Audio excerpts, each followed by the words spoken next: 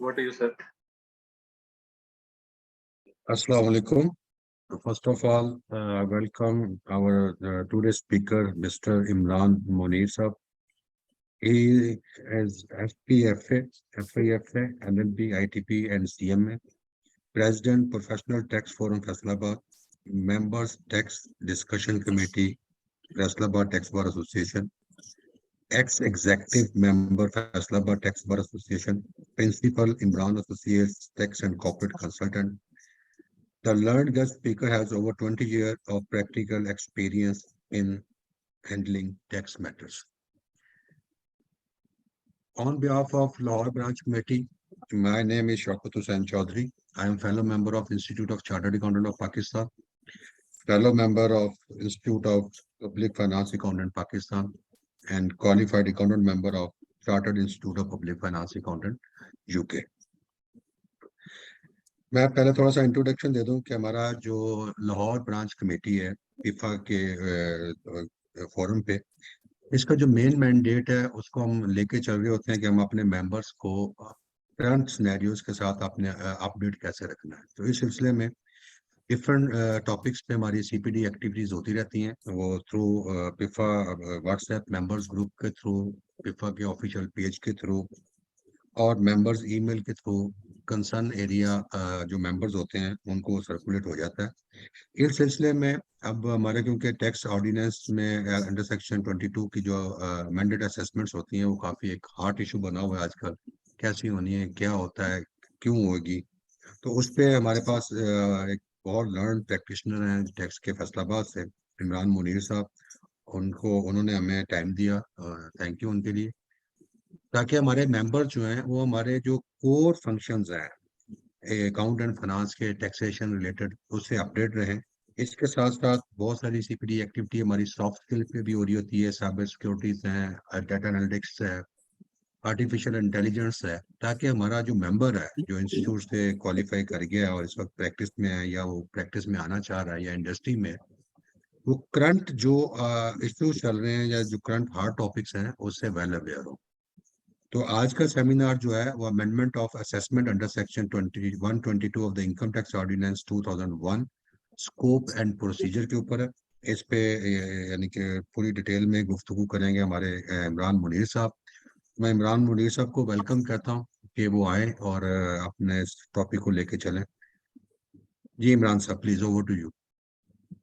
अस्सलाम वालेकुम। Thank you Shaukat भाई, बहुत शुक्रिया जी, आपने डिटेल्ड इंट्रोडक्शन दे दिया और काफ़ी हद तक आपने इंट्रोडक्टरी बता भी दिया है कि हम क्या आज टॉपिक पे करने जा रहे हैं। बेसिकली जो 122 की असेसमेंट है, अमेंडेड असेसमेंट जो है, ये पावर है कमिश्नर के पास, आपका जो भी टैक्स कमिश्नर है उसके पास। इसमें चूँकि बहुत ही ज़्यादा रिसेंट टाइम्स में नोटिस इशू हुए हैं और लोगों का ये बड़ा कोर क्वेश्चन आता है कि जी ये हमें नोटिस क्यों आया है और ये कब तक आ सकता है, कितने सालों तक ये पूछ सकते हैं हमसे, इसके अंदर हमने क्या करना है, इसका जवाब कैसे दें और वो क्या वजह है जिस वजह की बुनियाद पे ये नोटिस हमें इशू हुआ। तो आज हम इन सारे जो जनरल क्वेश्चंस हैं इसको कानून के तहत थोड़ी सी प्लेन रीडिंग करके उसके साथ उनको केस लॉ और एडजुडिकेशन का प्रोसीजर और इसका टाइम और स्कोप और कंडक्ट कैसे होता है, प्रोसीजर क्या है, वो उस पर गाइड करेंगे। मैं इसमें स्क्रीन शेयर करता हूँ जी प्रेजेंटेशन से, ताकि इसको हम स्टार्ट करें।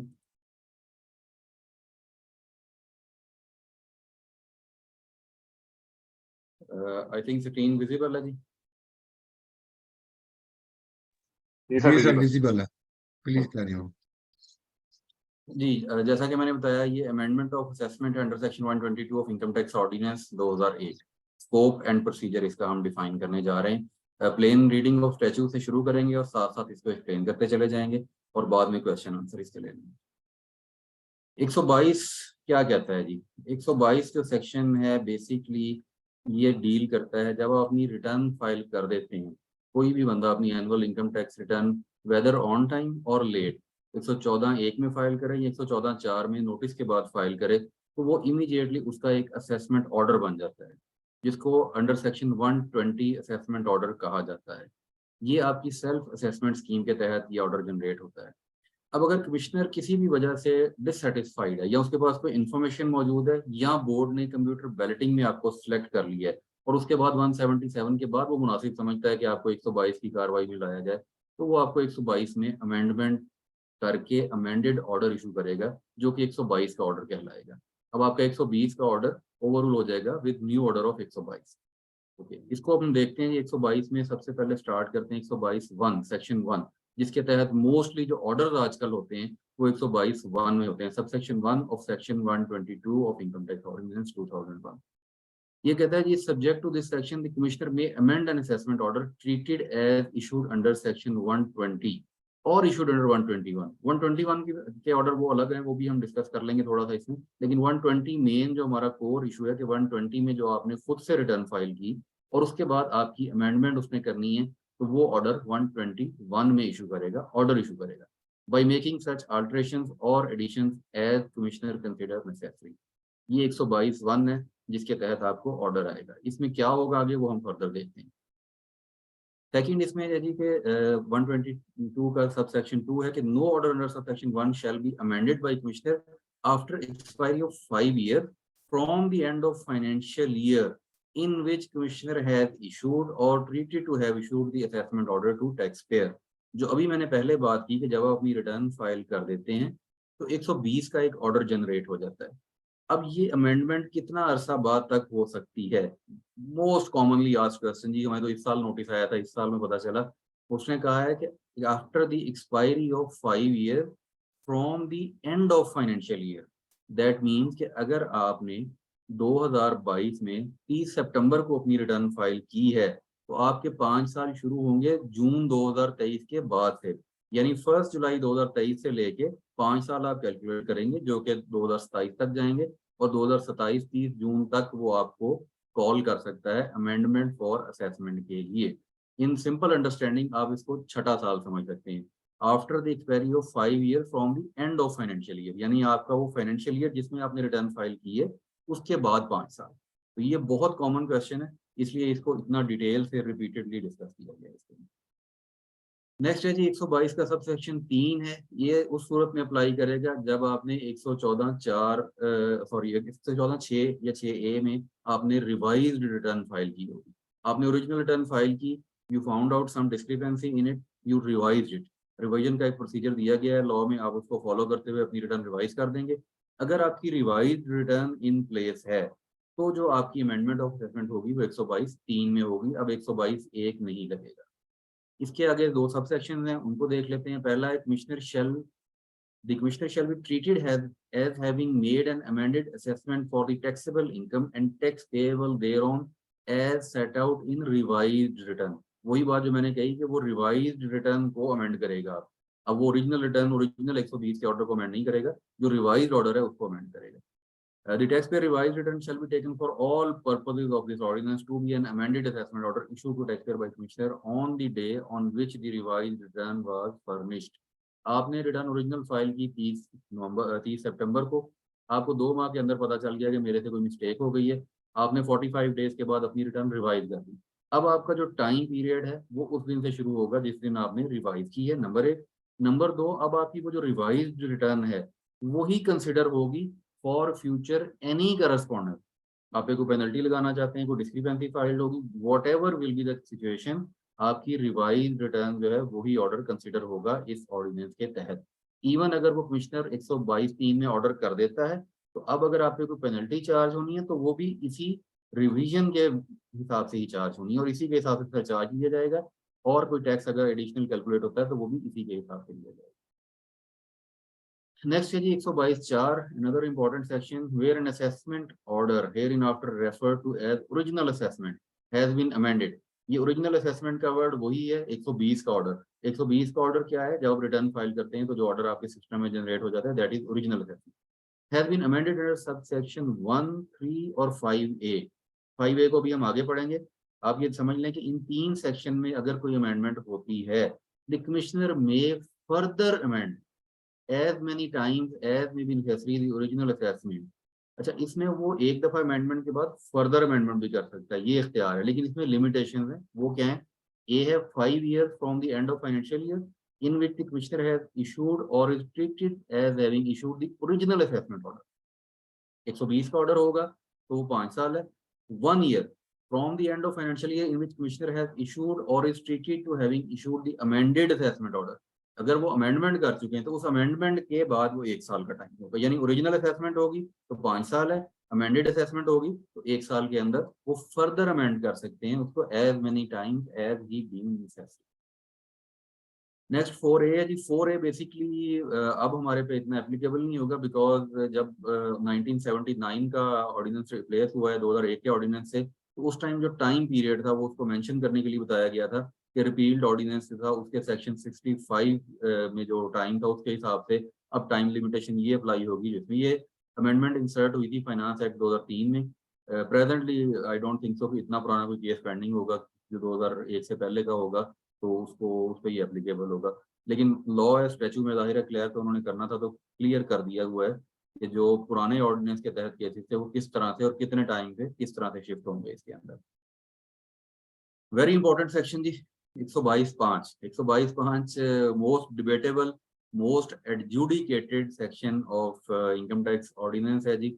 An assessment order in respect of tax year or an assessment year shall only be amended under subsection 1, and an amended assessment for year shall only further be amended under subsection 4, where on the basis of audit or on the basis of definite information।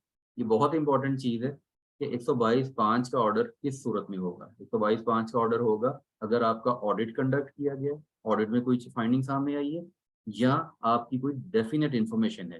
Definite information को हम आगे जाके detail से explain करेंगे कि definite information होती क्या है। ये बहुत इंपॉर्टेंट है डेफिनेट इन्फॉर्मेशन। अगर ये दो कंडीशन फुलफिल होती हैं तब ही आपका 122(1), 122(4) के तहत जो असेसमेंट अमेंड की जा रही है उसका ऑर्डर 122(5) में इशू किया जाएगा। और इसमें कमिश्नर इज सेटिस्फाइड दैट, उसकी सेटिस्फेक्शन क्या होनी चाहिए, any income chargeable to tax has escaped assessment. आपने कोई इनकम छुपाई है अपनी, total income has been under assessed, आपकी इनकम कम असेस हुई है क्योंकि आप सेल्फ असेसमेंट में दे रहे हैं ना, ओरिजिनल रिटर्न तो आप खुद दे रहे हैं, वो तो आपकी कमिश्नर नहीं दे रहा। और assessed at too low a rate, आपने उसका रेट गलत लगा दिया, कम रेट लगाया है। और has been subject of excessive relief और रिफंड, या आपने अपना रिफंड बढ़ा लिया, टैक्स कम दिया है, रिलीफ लिया है या रिफंड बढ़ा दिया है, ये कमिश्नर को सेटिस्फाई होना है इस क्लॉज 2 के तहत। क्लॉज 3 है जी, any amount under a head of income has been misclassified. This is very important. आपकी इनकम के ब्लॉक ऑफ इनकम है, आप उस ब्लॉक ऑफ इनकम में जाके अपनी इनकम लिखते हैं कि ये मेरी रेंटल इनकम है, ये मेरी बिजनेस इनकम है, ये मेरे कैपिटल गेन्स हैं, ये मेरी एग्रीकल्चर इनकम है, ये मेरी फॉरेन इनकम है। अगर आपने हेड गलत दे दिया है तो भी 122(5) में वो आपकी अमेंडमेंट कर सकता है, कमिश्नर के पास ये इख्तियार है। नेक्स्ट जी, the most debated I think 122(5)(a), इसमें बहुत मेजर किस्म की अमेंडमेंट्स भी आई हैं पिछले 2 सालों में, मैंने ये स्लाइड में हाईलाइट की हुई है रेड कलर से। 122(5)(a) कहता है जी सब्जेक्ट टू सबसेक्शन 9। अच्छा, सबसेक्शन 9 में शो कॉज नोटिस इशू होगा। 122 का जो शो कॉज है वो सबसेक्शन 9 में है, उसको हम आगे पढ़ेंगे जाके। द कमिश्नर मे अमेंड और further amend an assessment order if he considers that the assessment order is erroneous insofar it is prejudicial to the interest of revenue। Commissioner अगर सेटिस्फाई हो जाता है कि आपकी जो असेसमेंट हुई है, कमिश्नर में अमेंड और फर्दर अमेंड दोनों, या जो अमेंडेड असेसमेंट हुई है वो एरोनियस है, वो रेवेन्यू के इंटरेस्ट के खिलाफ है, तो वो इसके तहत आपकी असेसमेंट को 122(5)(a) में आपको जाके अमेंड कर सकता है असेसमेंट को। इस असेसमेंट में 2020 तक definite information acquired from an audit और अदरवाइज का वर्ड मौजूद था, जो कि इन्होंने 2020 के फाइनेंस एक्ट में खत्म कर दिया। अब प्रेजेंटली ऐसी कोई कंडीशन मौजूद नहीं है। दैट मीन कि कमिश्नर के पास पावर है कि अगर उसके पास डेफिनेट इन्फॉर्मेशन नहीं भी है, definite information is defined in the law, वो हम आगे पढ़ेंगे, तो अगर उसके पास डेफिनेट इन्फॉर्मेशन नहीं भी है तो वो आपकी असेसमेंट को अमेंड कर सकता है। ये अथोराइज किया गया है फाइनेंस एक्ट 2020 के बाद।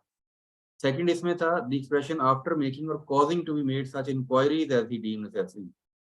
इंक्वायरी करना, ऑडिट की एक फॉर्म है, वो उस पर जाए, उसकी इंक्वायरी करे, वेरीफाई करे, कंसर्न डिपार्टमेंट जहां से उसने वो इन्फॉर्मेशन दी है वहां से वो वेरीफाई करे और उसके बाद कोई कार्रवाई करे, ये कंडीशन भी ओमिट कर दी गई है। सिंपल वर्ड में आप ये समझिए कि कमिश्नर के पास जो इख्तियारात हैं उनको बढ़ा दिया गया है। ये 122(5)(a) में वो फर्दर अमेंडमेंट या अमेंडमेंट ऑफ असेसमेंट आपकी कर सकता है 122(9) का नोटिस देने के बाद, without condition of definite information और इंक्वायरी। 122(5)(a) है जी, in respect of any dispute matter which is not in dispute in an appeal, the commissioner shall have and shall be deemed always to have had the powers to amend or further amend an assessment order under subsection 5A. 122(5)(a) में उसकी amendment दे दी गई है अगर appeal file नहीं हुई। अगर आपने उस ओरिजिनल ऑर्डर जो 122(5)(a) में हुआ है, ओरिजिनल असेसमेंट नहीं, ओरिजिनल ऑर्डर की बात हो रही है, जो 122(5)(a) में हुआ है, तो आप उसकी अगर आप अपील फाइल कर चुके हैं, then the commissioner doesn't have the power to amend your assessment, further amend, otherwise he can further amend. 5B है जी, इसके बाद any amended assessment order under subsection 5A may be passed within the time limit specified in subsection 2 or subsection 4 as the case may be. अच्छा, income tax में आज से पहले conditional time period नहीं होता था कि आपने शो कॉज नोटिस इशू किया तो इतनी देर के अंदर अंदर आपने उसका ऑर्डर भी पास करना है। ये कंडीशन अभी हम इसको भी पढ़ेंगे कि ये अब टाइम पीरियड इसमें दे दिया गया है कि after issuance of show cause notice during this specific period the commissioner has to pass the order. अब ऑर्डर करने का उसके पास टाइम है, जैसे सेल्स टैक्स में ये पहले होता था, इनकम टैक्स में पहले ये नहीं। 122(6) ये अब आ गया प्रोसीजर, बेसिकली ये प्रोसीजर बताएगा। As soon as possible after making an amended assessment under subsection 1, subsection 4 or subsection 5A, the commissioner shall issue an amended assessment order to taxpayer stating amended assessment order की ये conditions हैं। assessment order जब भी आपको मिलेगा ये conditions उसमें लाजमी तौर पे मेंशन होंगी। ये है amended taxable income of taxpayer, जो उसने अमेंडमेंट करने के बाद उसकी टैक्सेबल इनकम बनाई है वो टैक्सेबल इनकम उस पर मेंशन करेगा, वो लाजमी तौर पे। एम्बिग्यूटी नहीं हो सकती, एस्टिमेट नहीं हो सकता, अनक्लियर ऑर्डर नहीं हो सकता। इन क्लियर वर्ड्स ऑर्डर में उसको लिखना है कि मैंने इसकी न्यू इनकम ये असेस की है। Amended tax amount of tax due, उस इनकम के तहत जो अब नया उस पर टैक्स बनेगा, जो टैक्स पेएबल बनेगा, वो उस पर लाजमी मेंशन करेगा कि हमने इस पे अब इनको इतनी इनकी इनकम बढ़ा दी है और इसके अगेंस्ट इनका ये tax payable. The amount of tax paid if any, ये अक्सर औकात दो सूरत में होता है, एक तो आपका विद होल्डिंग टैक्स ऑलरेडी ज्यादा कटा हुआ, या आप ड्यूरिंग द ऑडिट सेटलमेंट कर लेते हैं। वो भी हम आगे पढ़ेंगे कि जब सेटलमेंट होगी तो टैक्स पेमेंट पहले होगी ऑर्डर इशू होने से, तो वो भी अगर होगी तो मेंशन करेगा। डी इसमें है time place and manner of appealing the amended assessment, उसमें वो लिखेगा कि अगर आप इससे सेटिस्फाइड नहीं है तो विद इन 30 डेज आप कमीशन अपील के पास इसके अपील फाइल कर सकते हैं after deposit of specified appeal fee, और उसका प्रोसीजर मेंशन किया जाएगा।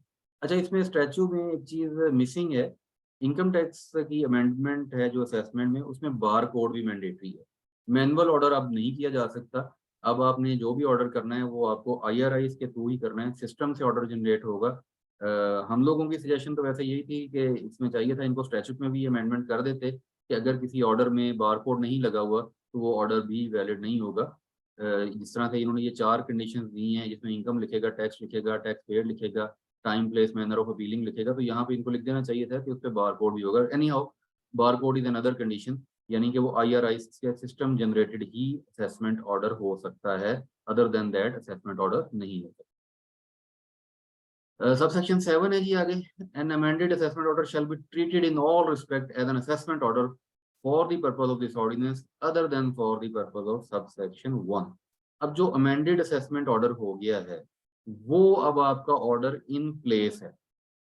ओरिजिनल ऑर्डर आपका, ओरिजिनल असेसमेंट जिसको हम बार बार कह रहे थे, जो 120 का ऑर्डर था, दैट हैज बीन गॉन, वो अपनी जगह खत्म कर चुका है, लॉस्ट। उसकी जगह पे 122 का ऑर्डर है, और अब इस ऑर्डिनेंस के तहत जहां भी ट्रीट होगी आपकी ये अमेंडेड असेसमेंट अंडर सेक्शन 122 का जो ऑर्डर होगा यही ट्रीट होगा। आपकी अगर कोई रिकवरी प्रोसीडिंग होनी है तो 122 के इस ऑर्डर के तहत उसका नोटिस इशू किया जाएगा 182 का। अगर कोई भी कार्रवाई इसके अलावा होनी है ट्रीट किया जाएगा, आपकी फ्यूचर कैलकुलेशन की जाएगी, रिकॉन्सलेशन होगी, वेल्थ स्टेटमेंट रिकॉन्सलेशन हो, anything which is in the future is needed, तो आपका ये 122 का ऑर्डर ही उस पर कंसिडर होगा और इसी को आगे लेके आप चलेंगे। इसमें एक मैं ऐड कर देता हूँ छोटी सी चीज, रिसेंट एडजुडिकेशन प्रैक्टिस में हमारी प्रैक्टिस में आई है कि समटाइम्स ऐसे होता है कि डिप्टी कमिश्नर ने आपको एक नोटिस इशू किया 122(9) में और आपकी 122(1) में असेसमेंट करके ऑर्डर पास कर दिया। After some time additional commissioner या किसी और सीनियर ऑफिसर ने किसी और इन्फॉर्मेशन की बेस पे 122(5)(1) और सेम इशू पे आपको दोबारा नोटिस दे दिया। तो अब ध्यान में रखने वाली बात यह है कि ओरिजिनल नोटिस जो 120 को अमेंड करने के लिए दिया जाना था वो 120 एग्जिस्ट नहीं करता, अब 122 एग्जिस्ट करता है। तो ये पॉइंट जो लोग लिटिगेशन को समझते हैं उनके लिए बड़ा आसान है ये समझना कि सबसेक्शन 7 का क्या मतलब है कि अब 122 का ऑर्डर इन प्लेस है, 120 का ऑर्डर नहीं है। आप दोबारा अगर 122(5) का नोटिस दे रहे हैं तो भाई वहाँ तो 120 का ऑर्डर ही नहीं है, आप किसको अमेंडमेंट करना जा रहे हैं? वो तो पहले से 122 में ऑर्डर हो चुका है। तो ये इस लिटिगेशन के लिए बड़ा इंपॉर्टेंट पॉइंट है। नेक्स्ट मैंने जैसे बताया था जी 8 में इन्होंने डिफाइन कर दिया definite information, very important thing. इस पे बहुत ज्यादा बीसीयू केस लॉज मौजूद हैं, एडजुडिकेशन प्रैक्टिस बहुत ज्यादा हुई है इस पे, डिपार्टमेंट से बहुत सारे लोगों को इस पे ग्रीवेंस रही हैं और इसको बार बार अदालतों में लेके जाया गया है। इस्लामाबाद हाई कोर्ट ने रिसेंटली एक रिपोर्टेड जजमेंट है, लाहौर हाई कोर्ट की रिपोर्टेड जजमेंट्स हैं, अपीलेट ट्रिब्यूनल की जजमेंट्स हैं इसके ऊपर। डेफिनेट इन्फॉर्मेशन को हम पढ़ते हैं कि ये क्या चीज़ है। For the purpose of this section, definite information includes information on sales or purchases of goods made by the taxpayer. Sale या purchase of goods, receipt of taxpayer from services rendered or any other receipts that may be chargeable to tax under this ordinance. In sale और purchase आ गई, receipts आ गई, services आ गई, कोई भी आपने service render की है, on the acquisition, possession or disposal of any money, asset, valuable article or investment made or expenditure incurred by the taxpayer. यानी डेफिनेट इन्फॉर्मेशन में आप कोई क्रेडिट कार्ड यूज करते हैं फॉर एग्जांपल, वो आपका एक्सपेंडिचर है, दैट इज डेफिनेट इन्फॉर्मेशन, वो सोर्स है, मौजूद है। आप कोई शेयर्स परचेज करते हैं, आपकी इन्वेस्टमेंट है। आप कोई प्रॉपर्टी लेते हैं, आपका एसेट है। आप कहीं पे कोई स्कूल फीस एक्स्ट्रा दे देते हैं, बच्चों की गाड़ी परचेज कर लेते हैं, ये सारी की सारी ऐसी इन्फॉर्मेशन है कि अगर आपने ये नहीं बताई हुई, इसमें ये बहुत क्लियर बात है कि definite information is always an additional information. अगर ये चीज़ आपकी वेल्थ स्टेटमेंट में डिक्लेयर्ड है ऑलरेडी, तो वो डेफिनेट इन्फॉर्मेशन नहीं बनेगी। इस पे Sindh high court, Islamabad high court और लाहौर हाई कोर्ट ने बड़ा कैटेगोरिकली क्लियरली डिफाइन कर दिया है कि एडिशनल इन्फॉर्मेशन होगी other than information available. Definite information, आपकी वेल्थ का डाटा उठा कर डेफिनेट इन्फॉर्मेशन नहीं बनाई जाएगी। ये अक्सर प्रैक्टिस में ये चीज़ें आती हैं, इसलिए इसको मैंने बड़ा डिटेल से एक्सप्लेन किया। तो डेफिनेट इन्फॉर्मेशन को हमने 122(8) में डिटेल से पढ़ लिया। नाउ द नोटिस 122(9) में आपको अमेंडमेंट ऑफ असेसमेंट का नोटिस इशू किया जाएगा। No assessment shall be amended और further amended under this section unless the taxpayer has been provided with an opportunity of being heard.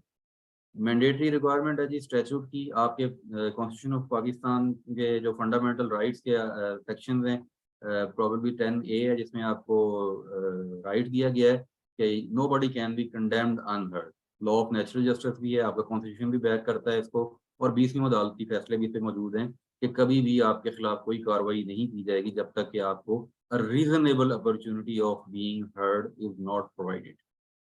यहाँ पे वो जो मैंने पहले बात की थी, टाइम पीरियड भी मेंशन हो गया। Provided that order under this section shall be made with in 180 days of issuance of show cause notice or within such extended period as Commissioner may for the reasons to be recorded in writing.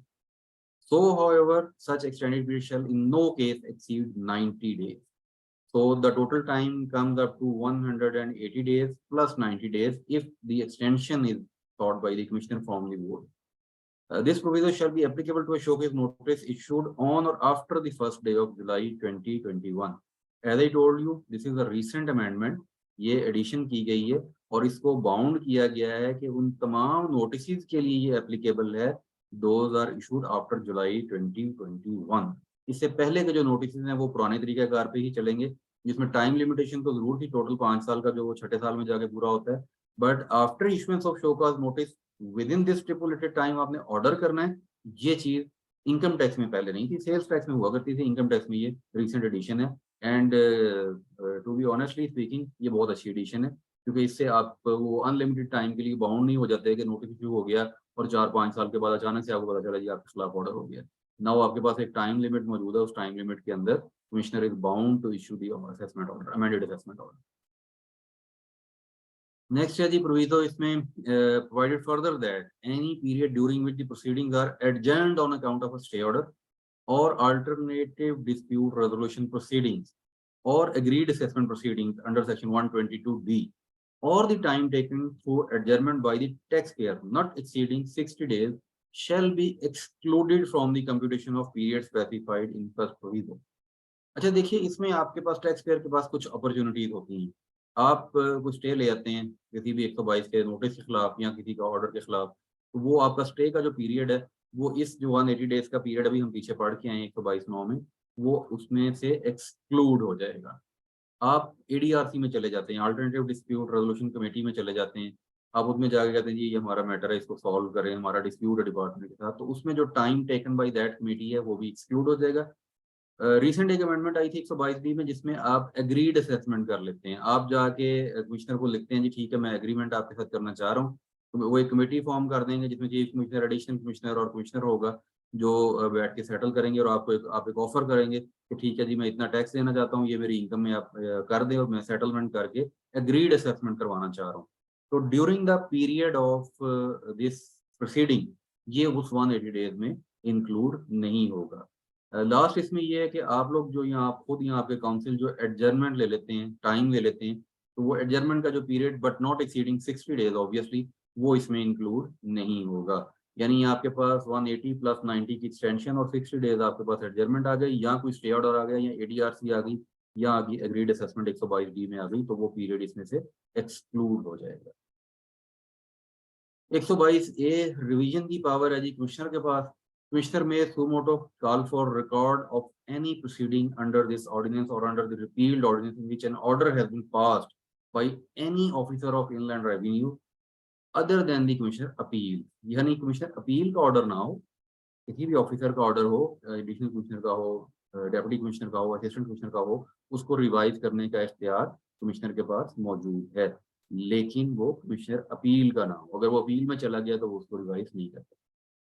Subject to subsection 3, where after making such inquiry as is necessary, Commissioner considers that the order requires revision, Commissioner may suo motu make such revision to the order as the Commissioner deems। अगर उसको कोई revision लगती है कि ये मैंने करनी है, तो वो रिवीजन का उसके पास इख्तियार है, वो कर सकता है सबसेक्शन 3 के मुताबिक।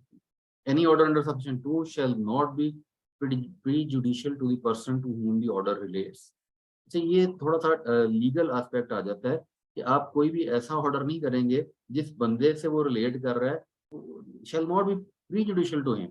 ये एक बड़ा अच्छा क्लियर इसमें किया गया है कि रिवीजन की पावर जरूर उसको दे दी गई है, लेकिन रिवीजन ऐसी ना हो कि वो बेसिक मैंडेटरी पूरा स्टैचू का सिस्टम ही हिला के रखते।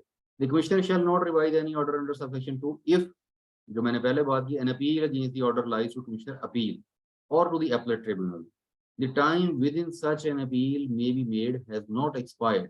तो इसमें एक चीज आप ध्यान में रखिए कि अपील करने का एक टाइम भी होता है आपके पास, वो टाइम एक्सपायर ना हुआ हो। अपील आपने प्रेफर कर दिया फिर भी नहीं कर सकेगा कमिश्नर अपील के पास या ट्रिब्यूनल के पास। क्लॉज बी भी इसी से रेलेवेंट है, दी order is pending in appeal before commissioner appeal. यानी वहां पे आपकी हियरिंग हो चुकी है, कंक्लूड हो गई है और ऑर्डर वेटिंग है, तो वो फिर भी इसको, या अपीलेट ट्रिब्यूनल में है, तो इन बोथ केसेस रिवीजन नहीं हो सकती। If any order is remanded back to any lower authority by Commissioner for modification, alteration, implementation of direction or de novo proceeding, the order giving effect to such directions of the Commissioner shall be issued within 120 days। ये time period बड़ा जरूरी है जी। Remand back जो cases होते हैं, remand back orders जो होते हैं, उनका टाइम पीरियड मेंशन्ड है कि उसको अगर आपने de novo proceeding करनी है, नया शो का इशू करना है, उसको दोबारा से सुनना है, whatever the case may be, lower authority को आप भेज रहे हैं, तो 120 दिन के अंदर अंदर आपको वो ऑर्डर भी पास करना लाजमी है। 122B थोड़ी लिमिटेड स्कोप वाली रिवीजन है, but that is the power with chief commissioner. Chief commissioner के पास पावर है कि वो जो आपके एग्जम्पशन ऑर्डर होते हैं, एग्जम्पशन सर्टिफिकेट्स हैं, लोअर रेट ऑर्डर है, 153 की एग्जम्पशन लेते हैं, 148 की एग्जम्पशन लोग लेते हैं, किसी भी 236 की एग्जम्पशन आप लेते हैं, तो एग्जम्पशन ऑर्डर में अगर कोई रिवीजन होगी तो वो चीफ कमिश्नर के पास इख्तियार है कि वो इस किस्म की रिवीजन कर सकता है। तो वो भी इसका यही, after making such inquiry as is necessary, chief commissioner considers that the order requires revision, the chief commissioner may, providing reasonable opportunity of being heard to the taxpayer, make such order as he may deem fit in circumstances of the case। उसको notice देगा, notice देके उसके बाद उसकी amendment वो कर देगा। 122D है जी। इसके बाद हमने थोड़ा सा पहले इसका जिक्र किया था कि अगर टैक्स पेयर को 122(9) का नोटिस आ जाता है और वो समझता है कि मुझे ये सेटलमेंट कर लेनी चाहिए डिपार्टमेंट के साथ, तो ही मे ऑफर फॉर सेटलमेंट। एक प्रेस्क्राइब्ड फॉर्म है इसका, वो असेसमेंट ओवरसाइट कमेटी बनाई जाएगी, असेसमेंट ओवरसाइट कमेटी के सामने एक एप्लीकेशन देगा प्रेस्क्राइब्ड पैटर्न पे, जिसमें वो अप्लाई करेगा कि जी मैं आपके साथ सेटलमेंट करना चाह रहा हूँ, तो हम जो मुझे आपने नोटिस इशू किया है फॉर अमेंडमेंट ऑफ असेसमेंट, इस नोटिस पे मेरे साथ बैठे, मेरे साथ बात करें और सेटल करके कोई टैक्स बना लें, कोई इनकम बना लें, तो मैं उसको पे कर दूंगा और वो हम उसको सेटल करके एग्रीड असेसमेंट करेंगे। ये 122D का पूरा एक प्रॉपर प्रोसीजर है लीगल।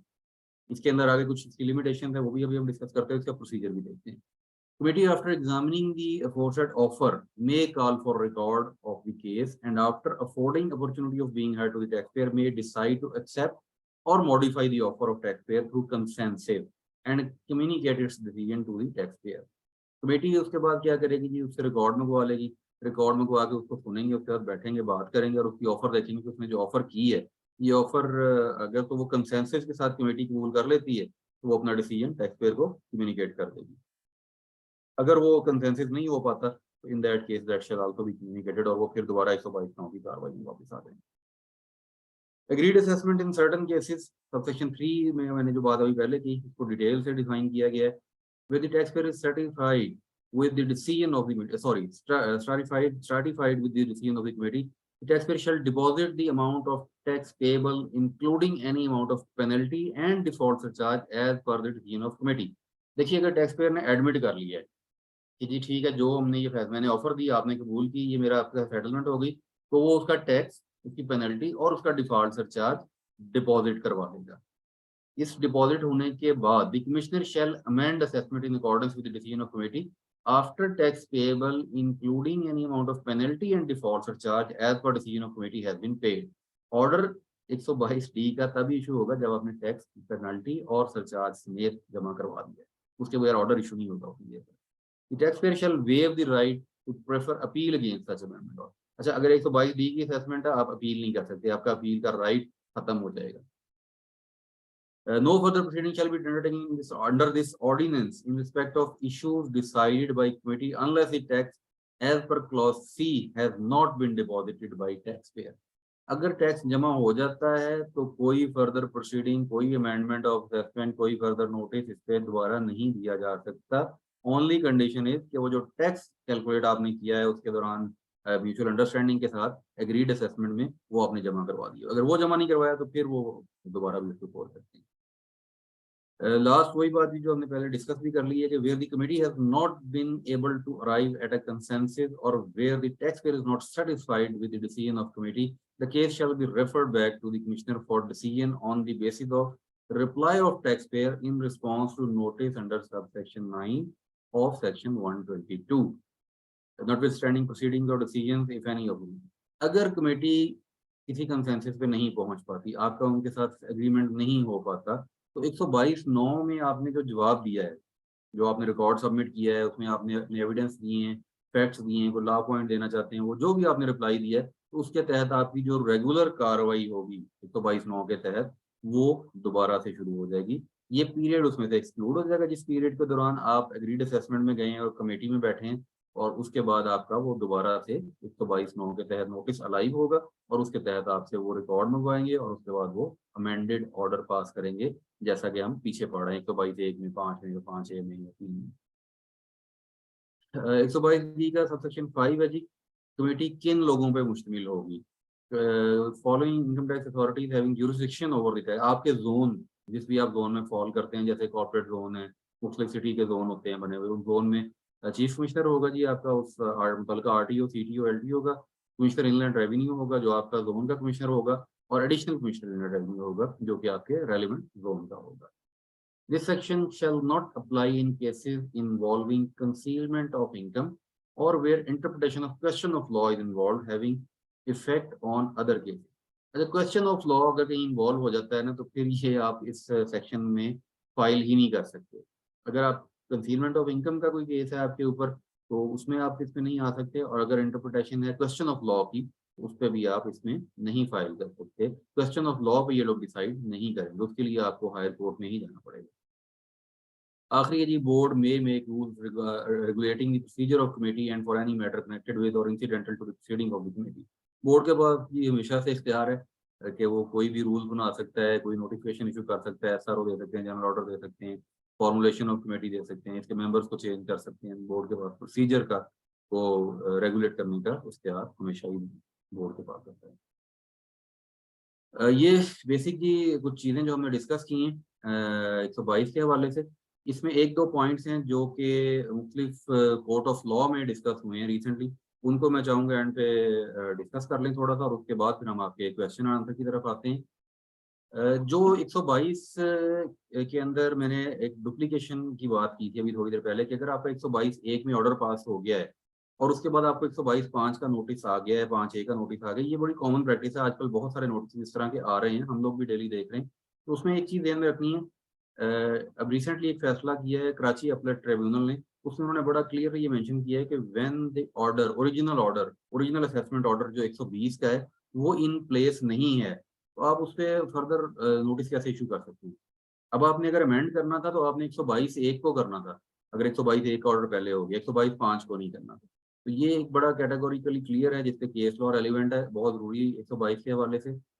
सेकंड बहुत ही इम्पोर्टेंट क्वेश्चन इसमें ये आता है, क्योंकि सर्विस ऑफ नोटिस और सर्विस ऑफ ऑर्डर, अभी मैंने बात भी की थी कि बार कोड बड़ा मैंडेटरी है और हर असेसमेंट ऑर्डर आईआरआईएस के थ्रू इशू होता है और सर्विस ऑफ नोटिस जो है वो मैंडेटरी है।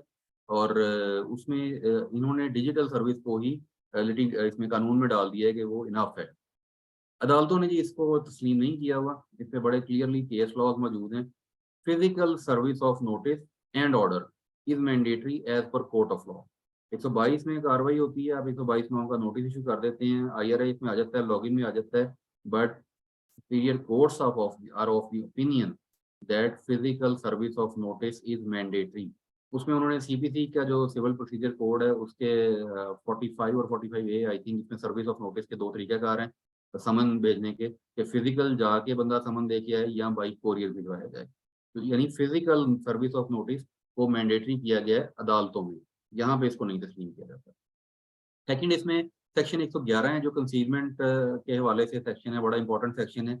उसको एफबीआर ने ये किया है कि उसको एफबीआर ने इंक्लूड कर दिया है 122 में कि a separate notice is not required under section 122 के साथ 111 का 111 का नोट सेपरेट नोटिस मैंडेटरी नहीं है। ये इन्होंने अब किया है, लेकिन कोर्ट ऑफ लॉ ने इसको भी डिक्लाइन कर दिया है। सॉरी, एफबीआर के इस वर्डिक्ट को कोर्ट ऑफ लॉ में डिक्लाइन कर दिया गया है कि अब जो आपका 111 का नोटिस है वो भी मैंडेटरी है, आपने सेपरेट नोटिस देना है। Service of notice mandatory separate notice, और आपकी जो है मैंने अभी आपको बताया कि 122 में अगर डबल जेओपार्डी इसको लीगल वर्ड यूज किया जाता है कि अगर एक ही इशू के ऊपर दो दफा आपको नोटिस हो जाए, तो इस पे अदालतें बड़ी क्लियर हैं और बड़ा कैटेगोरिकली इस पे क्लियर फैसले कर चुकी हैं। लास्ट डेफिनेट इन्फॉर्मेशन में मैंने पहले भी कोट किया, दो बड़े रिनोन्ड फैसले हैं, वो जजमेंट्स की कॉपी हैं, आप ले सकते हैं, इंस्टीट्यूट से भी ले सकते हैं या मुझे डायरेक्ट भी भेज सकते हैं, मैं आपको भेज दूंगा। Islamabad high court and Lahore high court, उन्होंने इस चीज को बड़ा कैटेगोरिकली क्लियर किया है कि जी that definite information means additional information जो ऑलरेडी अवेलेबल है वो नहीं है और ऑथेंटिक हो, और वो इस काबिल हो कि उस पर रिलाय किया जा सके, वो इस काबिल हो कि उसकी बेस पे कोई टैक्स कैलकुलेट किया जा सके, वो इस काबिल हो कि उसको इनकम बनाया जाए, वो इस काबिल हो कि उसकी बेस पे आपका रिफंड काम किया जा सके। तो इतनी ऑथेंटिक डेफिनेट इन्फॉर्मेशन अगर आपके पास अवेलेबल है तो that would come under the ambit of the word definite information as defined in statute. लेकिन आपको मैंने अभी बताया कि 122(5)A में उन्होंने ये ऑडिट प्रोसीडिंग और डेफिनेट इन्फॉर्मेशन दोनों को ही निकाल दिया है। तो ये 122 का जी स्कोप एंड प्रोसीजर था, जिसके साथ मैंने थोड़ा सा आपको टच किया है एडजुडिकेशन प्रोसीडिंग का कि इसकी एडजुडिकेशन कैसे होती है। टाइम पीरियड इसका बहुत इंपॉर्टेंट था मेंशन करना कि 5 साल किस तरह से होते हैं। वेरी कॉमनली आस्क्ड क्वेश्चन कि जी हम अपना रिकॉर्ड कितना अर्सा संभाल के रखें, तो दैट कम टू 6 ईयर्स। अगर आप 2023 की रिटर्न फाइल करते हैं तो आपको 2028 तक उसको संभालना है, उसके रिकॉर्ड को, छठे साल तक, 29 में जाके 30 जून 29 को वो टाइम बार होगी। तो ये हमारी जी प्रेजेंटेशन है। I think now we should go for question answer.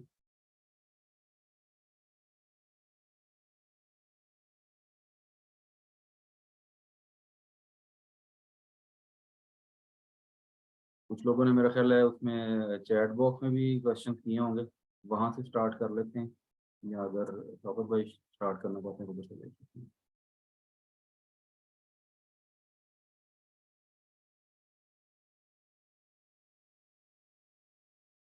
एक क्वेश्चन यहाँ पे किया गया है जी, 120 सेल्फ असेसमेंट का ऑर्डर है। 120 जी बिल्कुल, 120 का जो ऑर्डर है वो सेल्फ असेसमेंट का ऑर्डर है और ये ऑटोमेटिकली सिस्टम जनरेट करता है इमीडिएटली जब आप अपनी टैक्स रिटर्न फाइल करते हैं। जैसे ही आप अपनी टैक्स रिटर्न सबमिट करते हैं आपके लॉगिन में 120 का ऑर्डर उसी टाइम पे इमीडिएटली आ जाता है।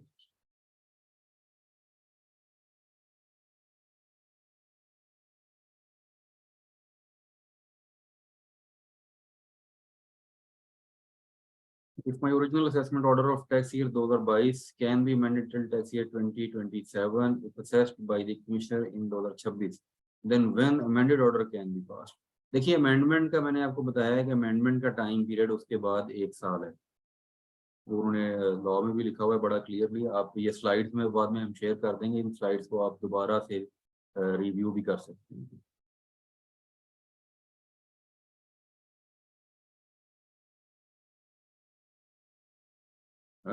आपने कहा है जी कि डेट्स को एग्जांपल, जी मैंने एग्जांपल के जरिए बताया कि अगर आपने 30 सितंबर को अपनी रिटर्न फाइल की है 30 सितंबर 2022 को, तो उसका टाइम पीरियड जो स्टार्ट होगा 5 साल, वो 1 जुलाई 2023 से स्टार्ट होगा। फाइनेंशियल ईयर जब खत्म होगा उसके बाद से उसका टाइम पीरियड स्टार्ट होगा और वो उस तरह से 5 साल चलेंगे।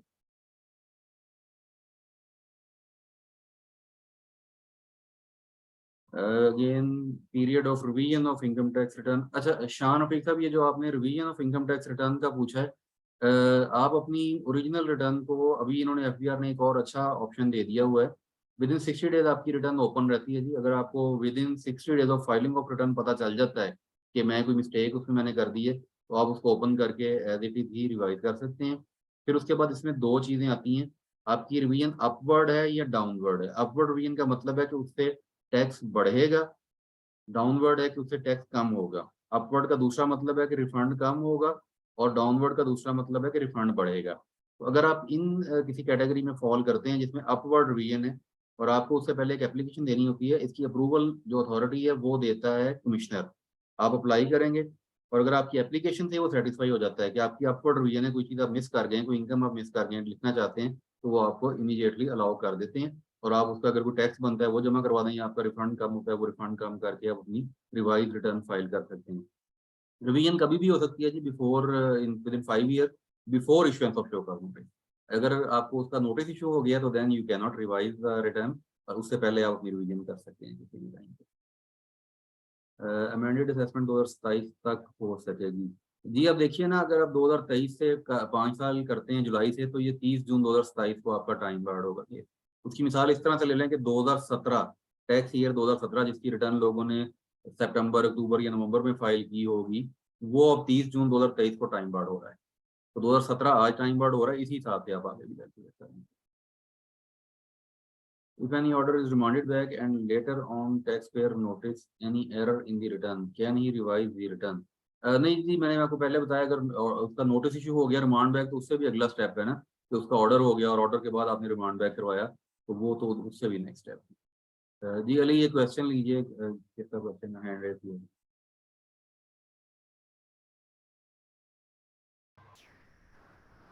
जी अस्सलाम बोलिए। वालेकुम sir, can you hear me please? जी प्लीज गो अहेड। सर बहुत अच्छा लगा, काफ़ी इंफॉर्मेटिव सेशन था। सर मेरा क्वेश्चन उसी से रिलेटेड है कि मैंने 2022 के टैक्स ईयर का जब रिटर्न फाइल कर दिया और आपने बताया कि वो असेस हो सकता है 5 साल के अंदर, तो 2027 का जो नॉर्मल टैक्स ईयर है वहाँ तक मेरी जो असेसमेंट है वो हो सकेगी।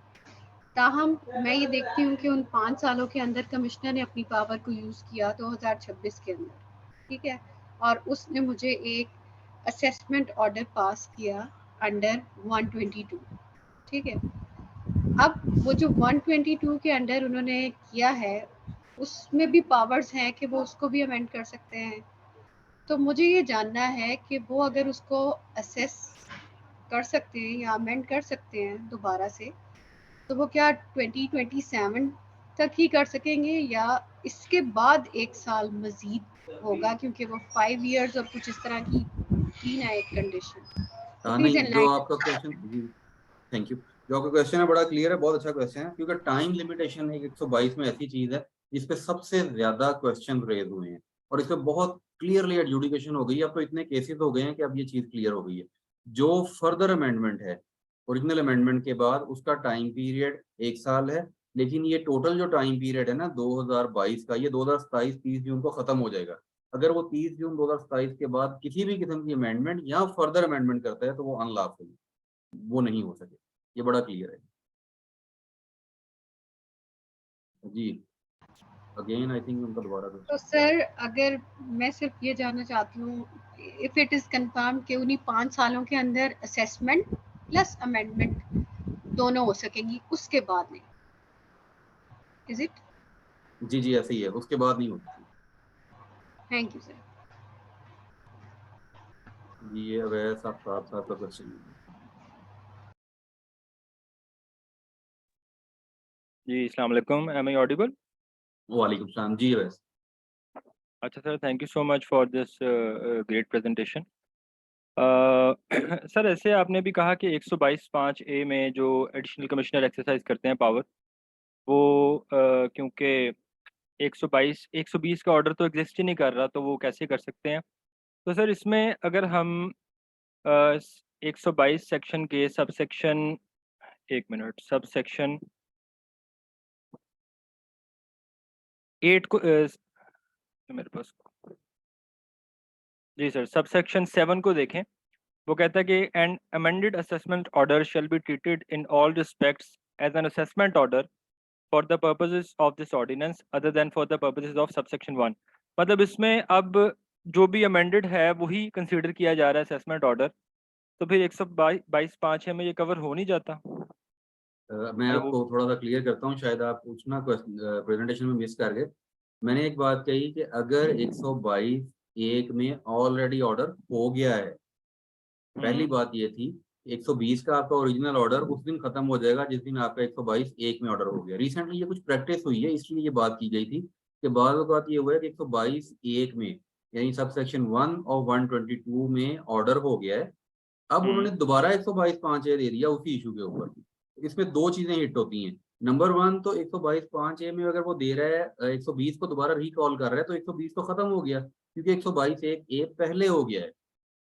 अगर ठीक। 122(1) पहले हो गया तो फिर ये मेरी वाली बात एप्लीकेबल होगी, और जो 7 काफ वाला दे रहे हैं तो दैट मीन वो 122(1) वाला ऑर्डर वहां पे स्टैंड कर देगा। अच्छा, इस पे डिपार्टमेंट का एक व्यू ये भी है कि अगर इशू डिफरेंट है, वो इशू पहले एड्रेस नहीं हुआ था 122(1) में, तो हम कर सकते हैं। मैंने दो बातें की थी कि अगर इशू सेम है तो डबल जो पार्टी भी हिट हो जाएगी, जिसपे ऑलरेडी कोर्ट फैसला कर चुकी है। नंबर दो, मैंने ये बात की थी अगर उसने देना है तो वो 122(1) को देना। अब आप जो नोटिस अब आपको आएगा, आप नोटिस पढ़िए कि नोटिस में वो 122(1) का ऑर्डर होने के बाद अगर दे रहा है तो वो 120 को ओपन कर रहा है या 122 को ओपन कर रहा है, क्योंकि उसके पास 122 ओपन करने के भी ऑप्शन मौजूद है अगर आपने अपील नहीं की हुई, वो उसको भी ओपन कर सकता है ना दोबारा किसी और इशू के ऊपर। तो ये कैटेगोरिकली इनको 3 हिस्सों में डिवाइड करिए और 3 हिस्सों में अलग अलग समझिए। नंबर वन, ओरिजिनल असेसमेंट मौजूद है 120 की, अभी अमेंडमेंट नहीं हुई 122(1) में, तो 122(5) है वो दे सकता है, कोई कदगन नहीं है उस पर, बिल्कुल पाबंदी नहीं है। नंबर टू, आप इसमें देखेंगे कि 122(1)A हो चुका है, उसके बाद उसने 122(5)A दिया है, लेकिन 122(5)A के नोटिस में फिर उसने 120 को चैलेंज किया है, वो नहीं कर सकता क्योंकि 120 मौजूद नहीं है। नंबर लास्ट के अगर उसने 122(1) को अब खोल लिया है, 122(1) को ओपन कर लिया और नए इशू पे ओपन कर लिए, तब भी वो कर सकता है। आई होप कि मैं बड़ी डिटेल से आपको ये चीज़ क्लियर कर दी है। वैसे मैं इसका केस लॉ है, मैं कोशिश करूंगा कि मैं वो शेयर कर दूं, अगर आप किसी व्हाट्सएप ग्रुप वगैरह में हो या ब्रांच से ले लीजिएगा या अली साहब से ले लीजिएगा, तो वो आपको इसकी कॉपी दे देंगे, उसकी रीडिंग से आपको अंडरस्टैंडिंग हो जाएगी। कराची एपलेट ट्रिब्यूनल का केस है, रिसेंट जजमेंट है, 2022 का ऑर्डर है, तो वो मैं शेयर कर दूँ। जी, any other question?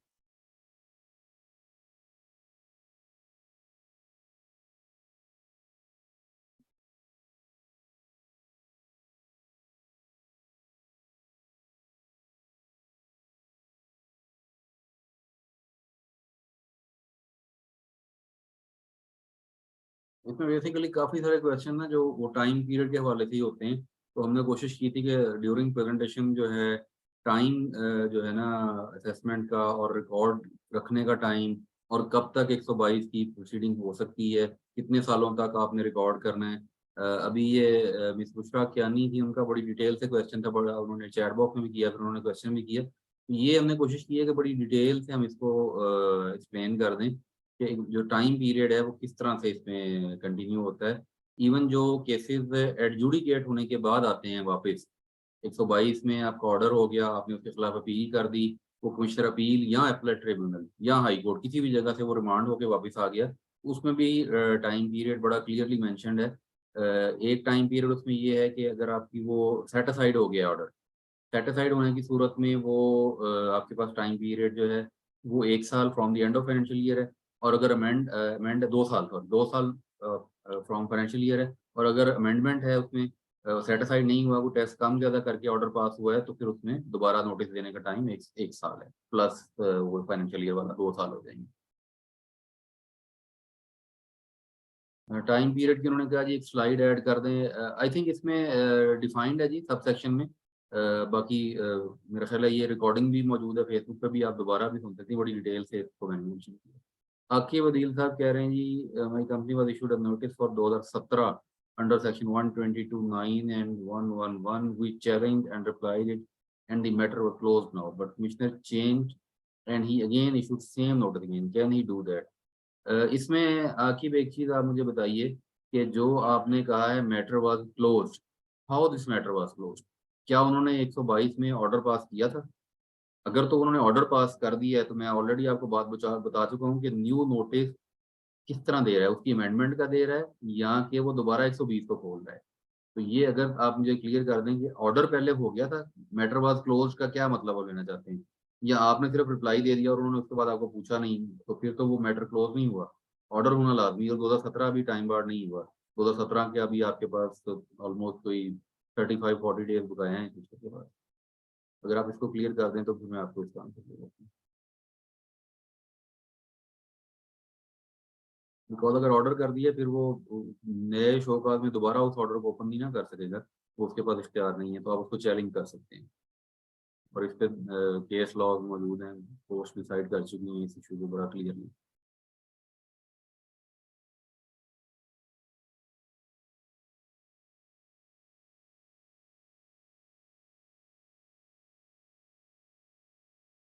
Meanwhile any other question? इसमें इन्होंने वही हवाला दिया जो मैंने अभी पहले बात भी की थी कि 111 और 122 को क्लब करके नोटिस देते हैं, लेकिन सुपीरियर कोर्ट ने जो है इस पे कैटेगोरिकली डिसाइड किया है कि 111 का सेपरेट नोटिस मैंडेटरी है। अगर आपको वो नहीं देते और कार्रवाई कर देते हैं, you can file appeal in the court of law and appellate tribunal जो है वो आपको इस पे रिलीफ डेफिनेटली दे देगा। कमिश्नर अपील जो कि फर्स्ट अपीलेट बॉडी है, वो मोस्टली केसेस में लॉ पॉइंट्स जो होते हैं वो डिसाइड यहाँ पे नहीं किए जाते, फैक्ट्स जो हैं उन पे डिसाइड कर देते हैं, या एविडेंस अगर आप कोई दे देते हैं तो उनको डिसीजन यहाँ पे आपको मिल जाते हैं। लेकिन अगर आपका कोई लॉ पॉइंट है, जैसे ये टेक्निकल पॉइंट है, तो इस पे आपको हायर फोरम ही रिलीफ देगा। आकिब साहब ने आई थिंक मिस कर गए मेरा पॉइंट। एनीवेज मैं इसका आंसर थोड़ा सा दोबारा बता देता हूँ आपको कि अगर आपका पहला ऑर्डर हो गया था, जो आपने जैसे कहा मैटर सॉल्व हो गया, ऑर्डर हो गया 120 में, तो और उसने दोबारा से आपको नोटिस दिया है और 120 को ही दोबारा ओपन किया है, तो वो अनलॉफुल है, आप उसको चैलेंज कर सकते हैं। और सेकेंडली, अगर उसका ऑर्डर नहीं हुआ था, एज पर योर सेटिस्फेक्शन आपने रिप्लाई दे दिया था और उसके बाद उन्होंने उससे पूछा नहीं है, तो then he can ask again, क्योंकि वो ऑर्डर नहीं हुआ। लेकिन उसमें ये आप चैलेंज जरूर कर सकते हैं कि शो का नोटिस जो था वो ऑलरेडी इन प्लेस था, वो अभी तक डिसाइड नहीं हुआ, तो आप बजाय इसके कि नए शो का नोटिस पे मेरे से कार्रवाई करें, ये आपका जो ऑलरेडी एग्जिस्टिंग शो का है इसको डिसाइड करें और उस पर आप उसकी टाइम लिमिटेशन को चैलेंज कर लें। अगर वो 2021 जुलाई के बाद इशू हुआ है, वो आपके पास 180 डेज प्लस 90 डेज प्लस आपका एडजर्मेंट टाइम निकाल के टाइम मौजूद है, उस पर आप चैलेंज कर सकते हैं। अगर आप उस पर रिलीफ आप लेना चाहते हैं तो उस पर आपको रिलीफ मिल जाएगा।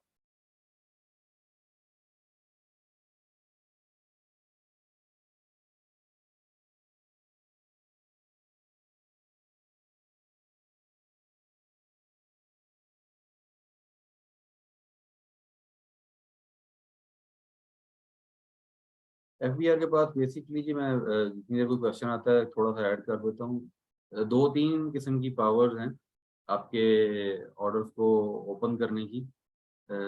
जो है 177 में कमिश्नर के पास पावर है, 177 214C बोर्ड सिलेक्शन करता है कंप्यूटर बैलेटिंग के तहत। सेक्शन में इसलिए कोट कर रहा हूँ कि जो इंटरेस्टेड है वो सेक्शन खोल के पढ़ लेंगे तो उनके लिए बड़ी आसानी हो जाएगी इस प्रेजेंटेशन के बाद अंडरस्टैंडिंग की कि 214C क्या कहता है। 214C में कंप्यूटर बैलेटिंग है, रैंडम बैलेटिंग है, जो कि जिसमें एक मखसूस क्लास ऑफ पीपल सेलेक्ट की जाती है, उसका क्राइटेरिया भी होता है। उस पर हाई कोर्ट ने बड़ा अच्छा फैसला दिया था जिसमें उसने कहा था कि टैक्स पेयर को भी बताएं कि आपने किस क्राइटेरिया के तहत उसका केस बैलेटिंग में सेलेक्ट किया है। तो उसके बाद 177 में कमिश्नर के पास पावर है। फिर आपके पास 111 है, डेफिनेट जो है आप कंसीलमेंट पे जा सकते हैं, कंसील्ड इनकम पूछ सकते हैं। उसके बाद आपके पास ये 122 पूरा सेक्शन पड़ा है जी, जिसको हमने डिटेल से 1 से लेकर 9 तक पढ़ा है, जिसमें ये सारी चीज़ पूरी डिटेल से मेंशन्ड है कि किस तरह से वो कार्रवाई कर सकते हैं, डेफिनेट इन्फॉर्मेशन कहाँ पे ले सकते हैं, कहाँ पे ऑडिट इंक्वायरी करने के बाद करेंगे, और कहाँ पे 122(5)(a) में जैसे मैंने बताया कि वो ओमिट कर दी है उन्होंने, ऑडिट इंक्वायरी को भी ओमिट कर दी है और डेफिनेट इन्फॉर्मेशन को भी ओमिट कर दी है। ये इस तरीके से उनके पास, बोर्ड के पास इख्तियारात हैं जिनमें वो आपके ओरिजिनल असेसमेंट को अमेंड कर सकते हैं। Commissioner may pass order under section 122(1) or 122(5)(a) if the original return is filed, but if the return is revised, therefore issuance of order under 9, then in which section the commissioner? जी अभी मैंने presentation में बताया ना आपको कि अगर revise return होगी तो वो उसका आई थिंक 22(2) में मैंने बताया था या 3 में बताया था, आपको बड़ा क्लियरली अभी हमने पढ़ा है, आप स्लाइड देख लीजिएगा, मैं आपको दोबारा भी शेयर करके दिखा देता हूँ कि वो जो अमेंडेड आपकी रिटर्न है वो उसमें आपको असेसमेंट अमेंडेड, ये बल्कि इसने कंफर्म कर दिया 122(3) भी, 122(3) में 214C के तहत तमाम क्लासेस ऑफ टैक्स पेयर में से बैलेटिंग होती है। जी बिल्कुल, इसमें जब वो बैलेटिंग की लिस्ट आती है तो उस पर कॉर्पोरेट भी होते हैं, नॉन कॉर्पोरेट भी होते हैं, इंडिविजुअल भी होते हैं, AOPs भी होती हैं, सबके वो जो हैं सेलेक्ट हो सकते हैं। आकिब साहब कह रहे हैं it was not reminder, he issued notice on same on some new information, for example previously 20 banks, now it's 24।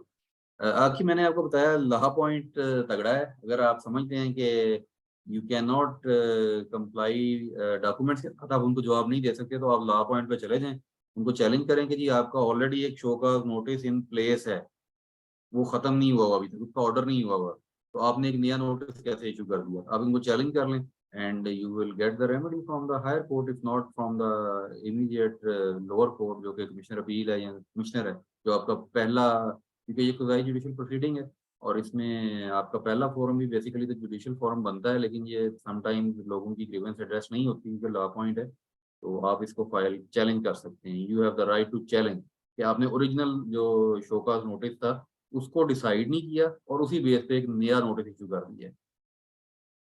How can we get hands on drafting the responses including case law and especially the ground for appeal? Can you recommend some book or set of books? अच्छा देखिए वकार, आपका question तो यार बहुत अच्छा है। देखिए ये तो एक्सपीरियंस की बात है, जब आप आहिस्ता आहिस्ता प्रैक्टिस में आ जाएंगे, अगर आप प्रैक्टिस करना चाहते हैं तो आप सीख जाएंगे कि कैसे एडजुडिकेशन प्रोसीडिंग की जाती है, ड्राफ्टिंग कैसे की जाती है। अगर आप मेरे से एडवाइस लेना चाहते हैं, द बेस्ट एडवाइस है कि आप केस लॉ स्टडी करें, जो हायर फोरम पे अपीलेट ट्रिब्यूनल में या हाई कोर्ट में या सुप्रीम कोर्ट में केसेस डिसाइड हुए हैं टैक्स के हवाले से, उनको पढ़िए पूरा, उनमें ग्राउंड ऑफ अपील पढ़ें, फिर उसमें डिपार्टमेंट रिप्रेजेंटेटिव जो होता है उसका रिप्लाई पढ़िए, फिर उसके बाद कोर्ट की इंटरप्रिटेशन पढ़िए, और उस इंटरप्रिटेशन के बाद आप उसका फैसला पढ़िए, तो आप 3 चीज़ों से फेमिलियर हो जाएंगे। सबसे पहले कि अपील को ड्राफ्ट कैसे किया जाता है, ग्राउंड ऑफ अपील आपको बड़े बड़े अच्छे वकला हज़रात, बड़े बड़े अच्छे 2 senior council, chartered accountant, professional ICMA के और ITP के और एडवोकेट्स के केसेस मिल जाएंगे जिनमें बड़ी बड़ी खूबसूरत ड्राफ्टिंग है, अच्छी आपको वर्डिंग मिल जाएगी, वोकैबुलरी इंप्रूव होगी, आपको ये पता चलेगा कि अगर कोई चीज़ लॉ में डिफाइंड नहीं है, फॉर एग्जांपल हम लोग अक्सर औकात कोट करते हैं, कोई वर्ड ऐसा आ जाता है जो कि इनकम टैक्स ऑर्डिनेंस में डिफाइंड नहीं है, तो we seek help from black law dictionary और समवेयर एल्स, तो ये चीज़ें आपके लिए हेल्पफुल होंगी और आप अच्छी लर्निंग आपकी हो जाएगी। उसकी इसी तरह से जब आप डिपार्टमेंट का रिप्लाई पढ़ेंगे तो आपको अंदाजा होगा कि अदर साइड ऑफ स्टोरी वो क्या आपको रिप्लाई कर सकते हैं, तो you can get well prepared of that. फिर उसके बाद जब आप कोर्ट की उस पर पढ़ेंगे, जो कोर्ट उस पर अपनी कमेंट्री देगा, तो वो कोर्ट की कमेंट्री बहुत अच्छी आपकी लर्निंग होगी, कोर्ट उसमें डिफाइन करेगा, और मोस्टली अच्छे केसेस जो रिपोर्टेड जजमेंट है उसमें कोर्ट ये करता है कि अगर कोई स्टैचू का कोई सेक्शन है तो उसको रिप्रोड्यूस करते हैं और उसको पैरा वाइज उस पर रिप्लाई देते हैं, तो ये एक बड़ी डिटेल्ड होती है, आपकी अच्छी प्रिपरेशन हो सकती है और आप इसको उस पर कर सकते हैं। ये कह रहे हैं कि received a notice on advance pre payment asking 7.5 with holding tax, I think इन्होंने कहा है। विद होल्डिंग टैक्स का जी जो है, एडवांस टैक्स एक डिफरेंट चीज़ है, विद होल्डिंग टैक्स डिफरेंट चीज़ है। अगर आप एडवांस टैक्स की बात कर रहे हैं तो उसका प्रोसीजर डिफाइंड है, आपका सेक्शन आप जाएं उसमें 147 में, उसमें आपको पिछले साल से एक फार्मूला दिया गया है कि आप फार्मूला निकालें, पिछले साल का टैक्स लें, उसको डिवाइड करें, मल्टीप्लाई करें, उसमें जो एडिशन बनती है उस हिसाब से अपना टैक्स जमा करवा दें। यहाँ इन्होंने कंपनी पे ये भी कहा था कि आप एक्चुअल अपना डाटा लें, क्योंकि कंपनी की सेल टैक्स रिटर्न फाइल हो रही होती है तो उसके हिसाब से आपकी एक्चुअल सेल मौजूद होती है, तो आप उस हिसाब से अपना टर्नओवर टैक्स कैलकुलेट कर सकते हैं। कि लास्ट पीरियड में मेरा इतना था, इस पीरियड में मेरा इतना है, और उसके हिसाब से आप एडवांस टैक्स दे सकते हैं। Withholding tax is a different thing. Withholding tax is always payable at the time of payment. जब पेमेंट आप करते हैं या लेते हैं या देते हैं तो उस टाइम पे वो टैक्स काटा जाता है, और वो उसकी payment within a week आपने करवानी होती है। जिस हफ्ते में आपने विदहेल्ड किया है, पेमेंट काटी है, उसमें से टैक्स विदहेल्ड किया, उसी वीक में आपने उसको जमा करवाना होता है। ये आई थिंक 45 है सेकंड शेड्यूल का प्लान, देख लेंगे। हमारा वैसे टॉपिक विदहोल्डिंग नहीं था। Anyway, please share some case law along with the presentation. जी मैंने बताया जी, मैं केस लॉज जो हैं ये 2-3 जो मैंने अभी जिक्र किया, ये मैं शेयर कर दूंगा। आप अली साहब से रब्ता करके उनसे ले लीजिएगा, वो आपको ईमेल कर देंगे। There are 2 years under review under section 122. In year 1, the department has decided in favor of taxpayer in a particular matter scenario, and the same identical matter is also pointed out in year 2. So, can we remind the department about their decision in year 1 without framing the same argument again in the year 2? Exactly. One very good question. ये जो issue है ना कि एक चीज पे आपको एक दफा रिलीफ मिल चुका है और दोबारा सेम इशू को रेज किया गया है, जस्ट आइडेंटिकल आप उसको अप्लाई करें, उनको लिखें, उनको कहें जी ये कॉन्स्टिट्यूशन ऑफ पाकिस्तान बड़ा क्लियर है इस पे कि अगर एक रिलीफ एक सिटीजन ऑफ पाकिस्तान को एक रिलीफ दिया गया है तो दूसरा सिटीजन का राइट है। यहाँ पर तो सिटीजन भी आप खुद ही हैं दूसरी दफा भी, यानी एक बेनिफिट एक रिलीफ आपको मिल चुका है, तो वो जो रिलीफ है वो आप दोबारा लेना चाहते हैं तो जस्ट उसकी कॉपी साथ लगाएं और रेफरेंस ऑर्डर की, वो ऑर्डर साथ लगा कर उन्हें कहें जी this matter has already been decided by same office by the same officer, तो उसी की बेस के ऊपर करें और वो लाजमी करेंगे। इन केस अगर वो फिर भी नहीं मानेंगे तो अपील में आपके लिए it would be very easy कि आप आराम से जाके अपील में इसको सेटिस्फाइड करवा लेंगे। सो इट्स प्रेसिडेंट जी, डेफिनेटली जी, हायर कोर्ट के जो फैसले हैं प्रेसिडेंट क्यों नहीं होते जी, वो फाइनल हो गए। जो जजमेंट, हर वो जजमेंट जिसके खिलाफ अपील ना, वो फाइनल हो जाती है एंड दैट बिकम्स लॉ। ये तो लॉ की बुनियाद है, सेंस है लॉ का, कि जब भी कोई फैसला हायर कोर्ट का फाइनल हो जाए जिसके खिलाफ अपील ना हो तो that become the law. Received a notice under 44(4) अच्छा हो from FBR, they are asking to pay withholding tax on advance short term advances reflected on balance sheet, kindly guide regarding। देखिए जी, जो आपको 44(4) के तहत नोटिस दिया गया है, इसकी आप वर्किंग करें अपनी सबसे पहले, और आप देखेंगे वो आपसे क्या मांग रहे हैं और आपका क्या बनता है। अगेन आई वुड से कि जो विदहोल्डिंग टैक्स है that is relevant to payment only.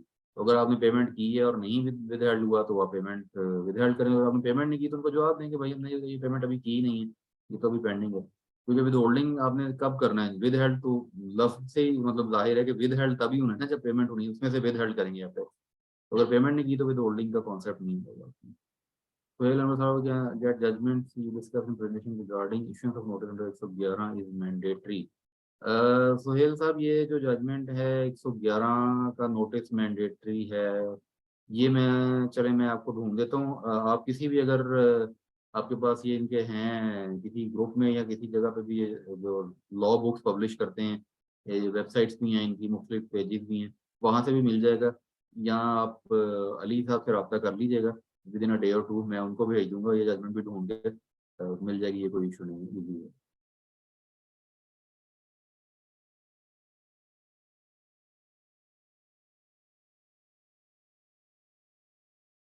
जी जी sir, any miss other Bushra का क्वेश्चन?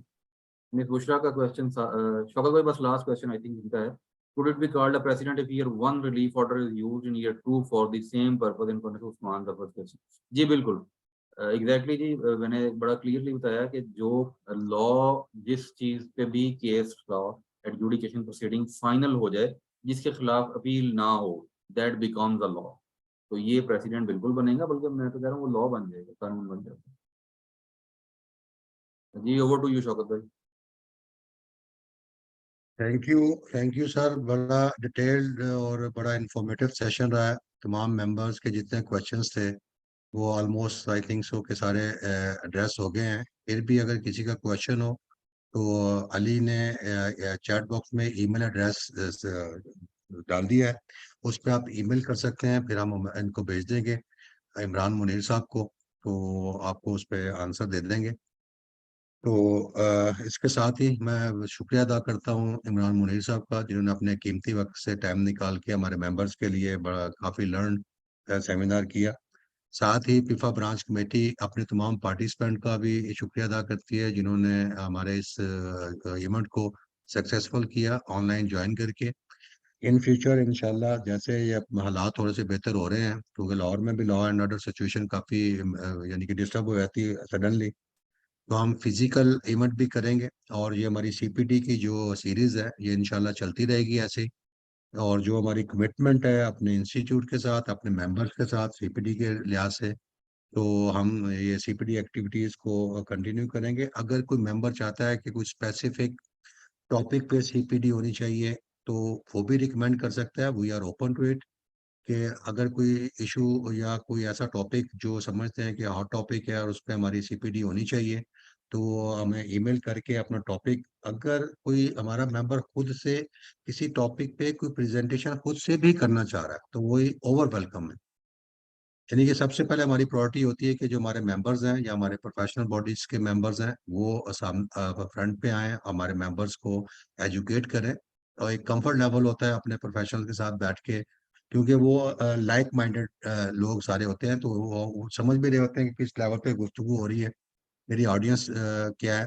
तो उस हिसाब से अगर कोई हमारे मेंबर्स समझते हैं कि किसी टॉपिक पे उन्हें अबूर हासिल है, तो लाहौर ब्रांच कमेटी को, फैसलाबाद ब्रांच कमेटी को और हमारी इस्लामाबाद के नॉर्थ में हमारी 3 ब्रांच कमेटीज हैं।